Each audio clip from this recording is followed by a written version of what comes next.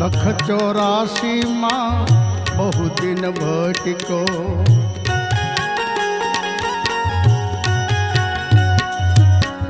ઘડી ઘણી પશુ અવતારો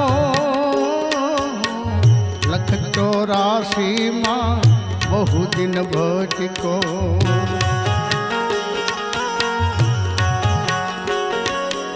એ ઘડી ઘણી પશુ અવતારો રામ મળવાનો ગુરુ માર્ગ બતાવો